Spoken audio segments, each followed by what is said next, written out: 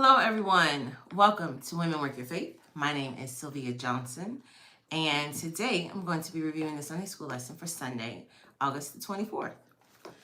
Our title for August 24th is God Demands Justice. Our Bible basis, Zechariah, the 7th chapter, the 8th through the 14th verses. Our Bible truth, God requires kindness and mercy for the widows, orphans, aliens, and the poor. The Lord will also heal the wounds of the afflicted and shower prosperity on the people. The memory verse. Thus speaketh the Lord of hosts, saying, execute true judgment, and show mercy and compassions, every man to his brother, and oppress not the widow, nor the fatherless, the stranger, nor the poor. And let none of you imagine evil against his brother in your heart. And that comes from Zechariah, the 7th chapter, the 9th and the 10th verse. The lesson aim. By the end of the lesson, your students will study the punishment meted out by God for those who reject his demands, make confessions concerning how we abandon the weak, and show kindness to the oppressed and the weak. So, hello again. Thank you all for joining me. I am expecting this to be a brief lesson, which is great because I think there was a lot last week.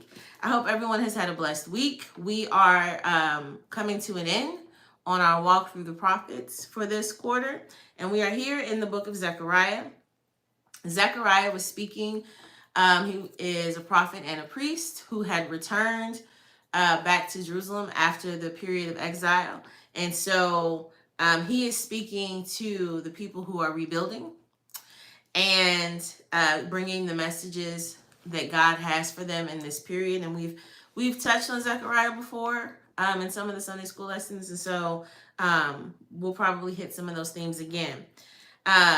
In this situation, it's important to remember that when the people were in exile, they were taken out of the promised land. They were taken out of Jerusalem, especially in this. The people in the northern kingdom were taken over by the Assyrians, and then Babylon came and took over Judah and Benjamin, right? And took the people out of the kingdom. But in this period after, they've been given permission to return and to rebuild. But it's important to note that even though they are returning and rebuilding, they are still in an occupied state. They are not the prominent nation now. They are not the people who rule the land. And so they're here, but they're here under the authority of the heathens or the other nations.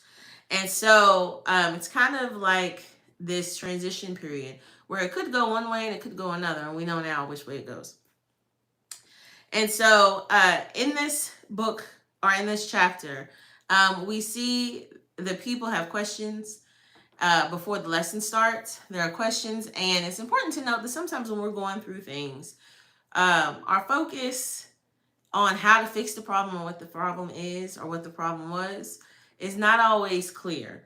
And so here we see God's answer as to what his concerns and his focus is so that we can get in line with him. And it's important also to note that regardless of what we do and don't do, God sees our heart. And we're going to talk about that as we read through the answer the Lord gives. So we're going to start. The lesson starts in Zechariah, the 7th chapter, the 8th verse. And it says, and the word of the Lord came unto Zechariah, saying, thus speaketh the Lord of hosts, saying, execute true judgment, and show mercy and compassions, every man to his brother. And oppress not the widow, nor the fatherless, the stranger, nor the poor. And let none of you imagine evil against his brother in your heart. By now, that ought to sound familiar. If you've been going through this quarter with us, that should certainly sound familiar to you, right? And so last week, we talked about justice and oppression, right? Probably every week that I've been teaching these, right? We've talked about justice and oppression and what does God say to us and where does that come from? So just very briefly, we'll go back and talk about how when the children of Israel came out of Egypt, God delivered them from captivity and the bondage of the Egyptians. He gave to them the law, his righteousness, how to live according to the people who were called by his name, according to being the people who were called by his name. And in that law, it teaches you how to honor and reverence God, how to keep yourself, and how to love your neighbor, or how to live in community with your neighbor, which is in love. That's the whole basis of the law.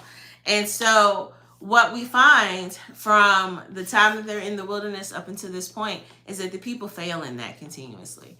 There is this continuous cycle of living upright and then falling, and then living upright and then falling, and then kind of living upright and then totally falling.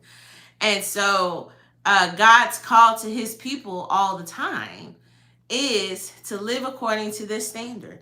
And the standard is justice, righteousness, and love. And so he's speaking again now to a people who are the generation that's coming back, right, from exile. After God's, well, we'll get to that part. But they're coming back after exile. And what is God reminding them again, right? Execute true judgment. So true judgment is judgment that is based on what is right. It is not partial. It is your deliberation and decision making over a situation that is the right decision for that situation, not any goal or decision or desire to show respect to persons or favoritism towards oneself. And then it says show mercy and compassion, so that loving kindness that God has for us, that compassion is described as a movement within your innards or your bowel towards someone to their good, right? And so you're not looking to do harm to someone, to ambush someone, to keep someone from obtaining what they need to be well. Your desire for them is good. And you are doing it in spite of whatever it is that you want for yourself. And it says every man. So his call is for all the people to live as such. And oppress not the widow, nor the fatherless, the stranger, nor the poor. These are people who were without. They did not have protection or provision because, the widow didn't have the husband that was her covering, or the father, or the fatherless didn't have the father to inherit from. They didn't have property. They didn't have land. And so oppression is what you do when you're holding someone down and you're keeping them from getting to what they need or where they should go. These people had to be taken care of. They were a vulnerable population. And let none of you imagine evil against his heart and your brother. And so I think I've talked about this multiple times. I think it was in Deuteronomy. Let me see. Now that I've said it, I have to go look. But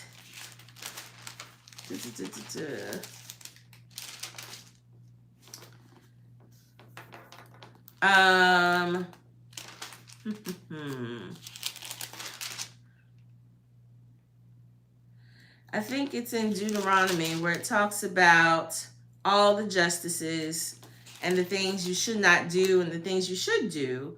And then you get to the point where it says, and I'll find it and I'll put it in the description, that you should never execute evil or unrighteous judgment on your brother. You should love your neighbor as yourself. And so even though someone could wrong you, someone could do wicked towards you, someone could unintentionally cause you harm, you don't seek retribution. You don't think any evil thoughts. Your goal is not to get even with that person. You should always love that person. And so I'm going to find that. I'll get back to it. It always comes back. I should just leave it in the book where it is. But the point that I'm making here is God is saying, watch your thoughts and your regard toward one another. In the body that he created in this congregation are his people. You are called to be a witness towards him and his righteousness. And God's thoughts are not evil towards us or to any of his people. His will and his thought towards us is always for good. And so when we enact things that are different than that do not reflect that, we don't reflect his goodness. we are not witnesses to his righteousness. And so my evil thoughts to my brother or my sister are in direct conflict or contradiction to who my God is. And that is a false witness against him. He don't like that. We don't like that, right? You don't like when people falsely represent you or identify you as being something that you're not. And so God wants the world to know him, in case you didn't know that. And he wants the world to know the truth about him. And that witness is done through us. And so the other thing is, you have to remember that each person is made in the image and likeness of God, even when we're not acting right. And so the Bible tells us, who are we to judge another man's servant, right? And so here you are imagining evil thoughts and thinking to do harm to the image of God in the earth. And what right, and who do you think that you are to do that, right? That is God's own image that he shaped and worked and created to place here. And so your thoughts towards that image should be good. So continuing on, I just want to repeat again that these are the same things. Like I said, it should sound familiar. These are the same things that God was telling the people in the wilderness, in the book of Judges, in the Chronicles and Kings, and then in the prophets. So his message hasn't changed, right? He wants righteousness. He wants justice. He wants compassion. He wants mercy. The message does not change. So continuing on, Zechariah, the 7th chapter, the 11th verse. But they refused to hearken and pulled away the shoulder and stopped their ears that they should not hear. Yea, they made their hearts as an adamant stone, lest they should hear the law and the words which the Lord of hosts had sent in his spirit by the former prophets. Therefore came a great wrath from the Lord of hosts. So his message was consistent. And I just gave you the rundown of how long he was saying it, right? And he lets us know, but they would not hearken. And so I feel like I live in Deuteronomy, y'all. If we go back to Deuteronomy,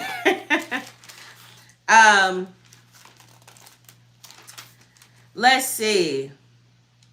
In Deuteronomy 28, when Moses gives them, we start at 28:1, and it shall come to pass, if thou shalt hearken diligently unto the voice of the Lord thy God, to observe and to do all his commandments, which I command thee this day, that the Lord thy God will set thee on high above all the nations. So if you hearken, if you listen with the intention to hear, understand, and follow through on what you've heard. And that's the biggest thing. In the beginning of their covenant together with God, the first thing he says is, don't take my name in vain, right? Don't commit to being my people to not follow through and perform on what you said. And so Moses reminds them before they go over out of the wilderness into the promised land, hey, if you listen and obey and intend and let this word come into you with the intention of carrying it out, you'll be blessed beyond all measure. And like I said, we say this all the time. I'm blessed when I go. I'm blessed when I come. I'm blessed in the field. I'm blessed in my basket. I'm blessed in my coming out and my going in. I'm blessed. My enemies shall rise up against thee and to be smitten before thy face. You know, we'll say all of that because we want to believe that we obtain the blessings of God. But those blessings come under a condition. And the condition is that you follow after what he taught. What we see here in Zechariah is that they refused. He gave them the option. And Moses, you see in Deuteronomy, Moses basically pleads with them. Please don't go over and do what I know y'all going to do. Because he has spent so much time communing with God, he knows what's coming. And he basically pleads, like, don't do it, please. And then he says, but when y'all go over there and y'all do it, this is what's going to happen. So we see now they refused. It said they wouldn't listen. And it said pulled away the shoulder. So you ever try to get someone's attention and they do you like that, right? And so it's if you emphasize that action, you turn your back to them, right? And that's what they did. They turned their back to it. And that's a sign of rejection. So you didn't forget. You intentionally refused to do it and rejected what you were taught. And it says you stopped their ears that they should not hear. You would not allow that to even come into your hearing. You ever, I'm just going to leave my page on Deuteronomy because we probably going to be back there. You ever talk to someone and they won't even let you get a word in? You're trying to reason with them and they just ain't gonna hear it. You keep telling them 1 + 1 is 2. They don't believe you. No, water is not wet and fire is not hot. I don't care what you say. And so you're telling them nothing but the truth. And they don't hear a word. This is what we're talking about here. They not only do they not hear it, they don't want to. Their intention is to shut you out. I remember talking to someone, a young lady, this was years ago, about a situation that she was in. And I'm telling her, reasoning with her about, the decisions that she was making and how this was going to go. And she turns and looks at me and says, I know what I'm doing. And that was it. She didn't want to talk. That's it. And of course, everything that I told her was going to happen, happened. But we get so convinced. And that's what the Bible tells us. I think in the book of Judges, everybody does what's right in their own mind. We're following after our own knowledge of good and evil. And so even though God gives them the law to help them understand what is good and what is evil, they've decided, no, I got it. I can handle this. And so they don't want to hear. It says in 12, they made their hearts as adamant stone. And so unpenetrable. Your heart is the center of your being, your belief, your values. You would not allow the truth of God to enter into your heart. And it says they made their hearts. Again, the rejection, the intentional act of shutting these truths and his teachings out. And when your heart is hard, your mind can't be changed. I think we talked about this last week when he said, make a new heart and a new mind. When your heart is hard, your values, the way you see the world, cannot be affected because you won't take in anything else. And so when something like this table is hard, right? I cannot penetrate. I cannot penetrate with my hand this table, right? So there's not going to be any pushing in of anything. But like if it is soft or malleable, it can be shaped. It can be reformed. Something can be put into it. Kind of if you think about also working with dough, like I like to bake. And so if the dough was hard, I wouldn't be able to shape the loaves and the rolls and the biscuits, right? To make them into what they need to be, to make sure that all the ingredients that I put into them are fully blended for consistency and performance at the end, right? A beautiful flavor and aroma and a taste. All of that is what you're doing when you're working with something. But when something is as hard as a rock, you can't work with it with your hands. You got to chisel away with it and hammer it down, and the work is hard. And so that's the heart of the people that God was working with, right? Not this soft, flexible, bendable, penetrable substance, but this hard stuff. And when you got hard stuff, you got to do hard work to get it to where you need to be. And so it says they made their hearts of stone so they couldn't understand the law. And the words which the Lord of hosts had sent in his spirit by the former prophets. So God, through his spirit, gave the former prophets. Remember I talked about Zechariah was a prophet and a priest after the exile. But you have the other prophets we've been studying, right? Isaiah, Jeremiah, Ezekiel. The other prophets, Hosea, Amos, all of those were speaking. They didn't hear them. They were speaking on behalf of God. And I think we talked about Amos where they were like, go back. We don't want to hear you. Everything's good here. They wholeheartedly rejected everything that God had to say. However it was, he gave someone to say it. And because of that, God got hot. And when you're working with people, and you're doing the best for people, and you're trying to get through to them, you get angry. And remember, the God in his righteousness and his judgment, he doesn't get angry for no reason, right? At the point where God's wrath was blazing, that was his right judgment, that it was time to do this. And so it says in 13, let me make sure I get ahead somewhere. Oh, I have a question down here. Just as a review, like if we were in my Sunday school class at church, I would pause here and then, get on the board and say, okay, now give me some examples of this. And I think it's important for us to remember that, because it helps us apply the truth of the Bible and understand just how significant God's judgment or his actions were, right? And so where you see that it says they made their hearts hard, they refused to hearken, they pulled away the shoulder. For a moment, just pause here and stop and think of some examples of this in the Word.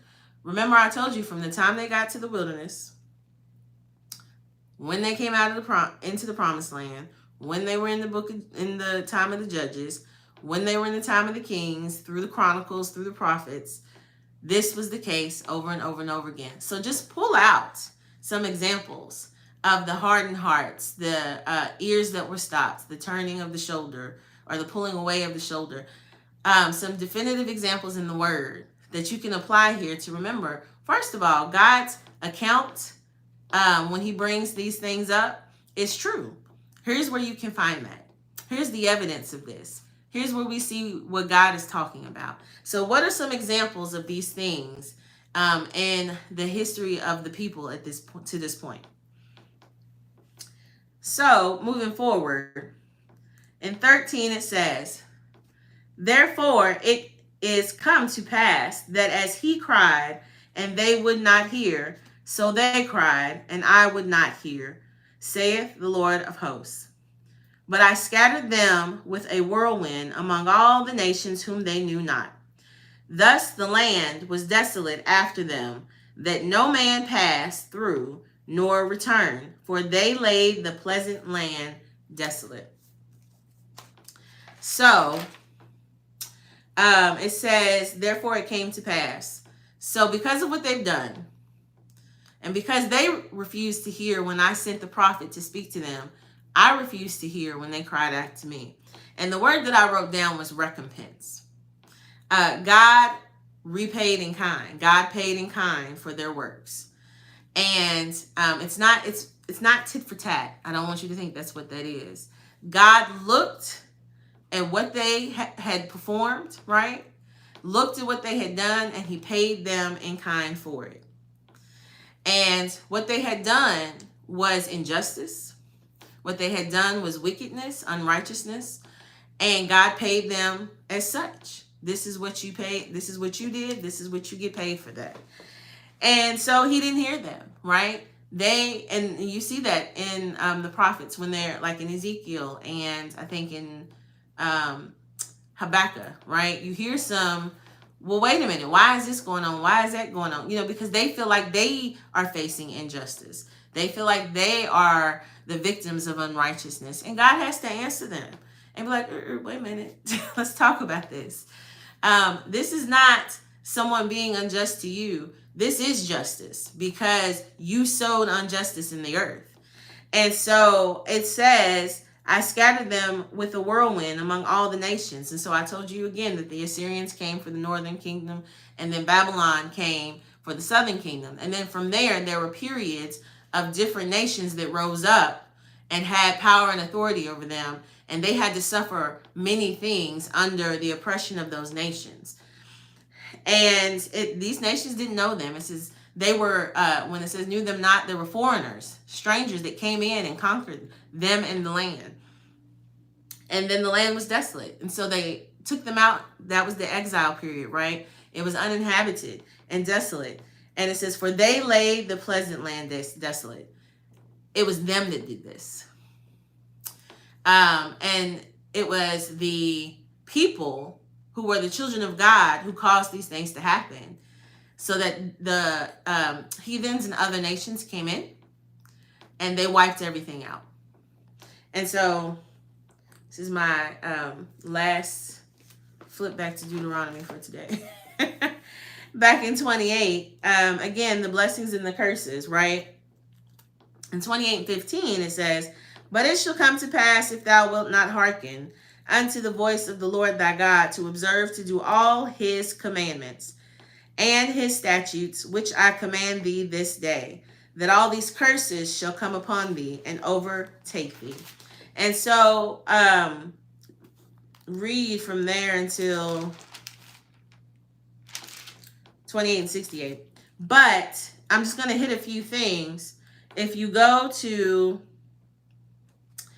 28:36, "The Lord shall bring thee and thy king, which thou shalt set over thee, unto a nation which neither thou nor thy fathers have known, and there shalt thou serve other gods, wood and stone, and thou shalt become an astonishment, a proverb, and a byword among all nations, whither the Lord shall lead thee."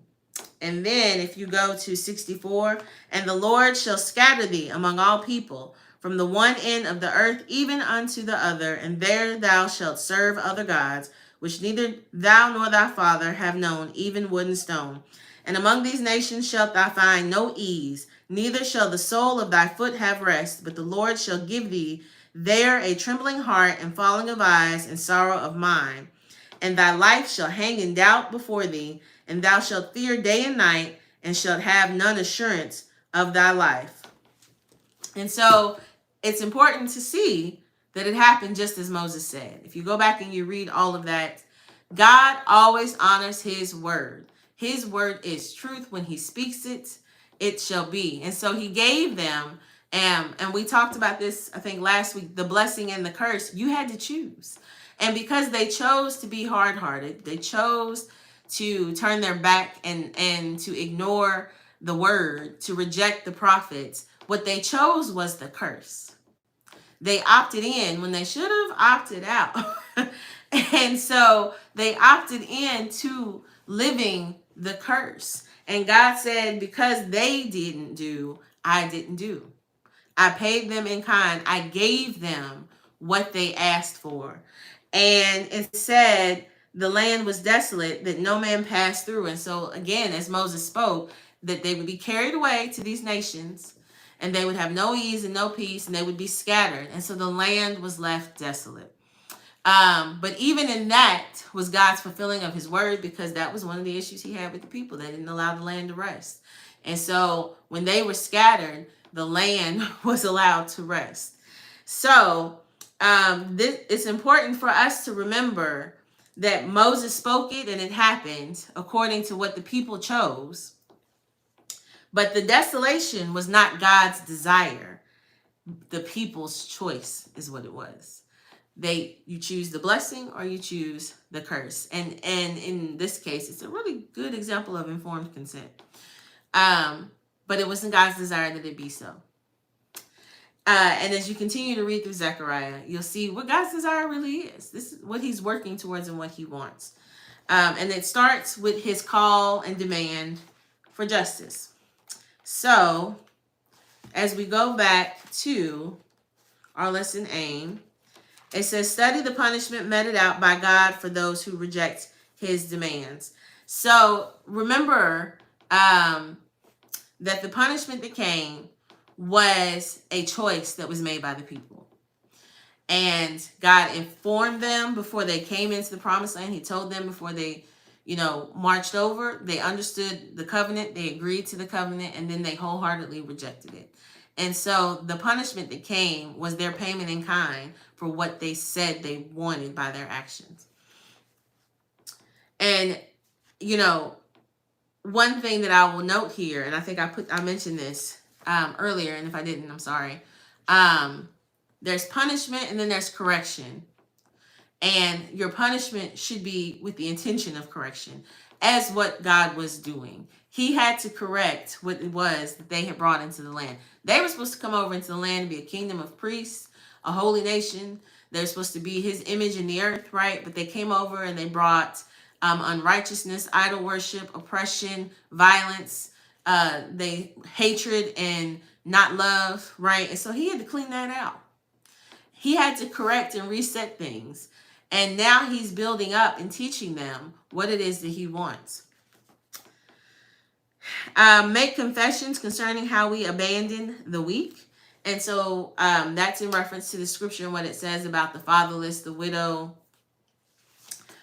the stranger, and the poor. We were in my Bible study that I was teaching on the book of Ruth. We were talking specifically about Boaz, right? We were cut this yesterday, Thursday. We did chapters 1 and 2 of Ruth. And, someone in the class said, Boaz is a love story. And I said, it is a love story. I said, but it's not the kind of love story that we popularize it as. We promote it as this romantic love story. What it is a teaching about what God's love really looks like and what it does. And so Boaz was living out this law. He was totally fulfilling, and I have the notes here, and I'm going somewhere with this, right? Leviticus. That's what I'm looking for. Leviticus 19. So it's not Deuteronomy that I was referring to earlier.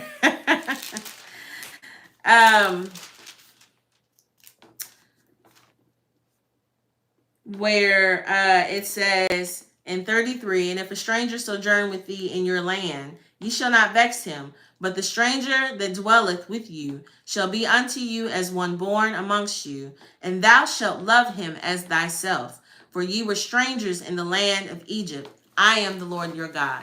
And so he is giving them the condition in which they should entreat people they don't know, who come over to be a part with them and to commune with them. That you don't vex these people. You don't bring hardship and stress on these people. Remember, you were that way. The Pharaoh made your burdens hard, made your lives heavy. And so understanding that you have lived this life, you don't bring that on someone else. And so back to the point of the lesson aim, we abandon the poor, the less than, those who are vulnerable, those who don't have the protection and the covering that we have. It's our duty. God raised us up to be a blessing to those people, but we abandon them or we add to their burden. And that is not what we're called to do. And it says, show kindness to the oppressed and the weak. So then what are we called to do?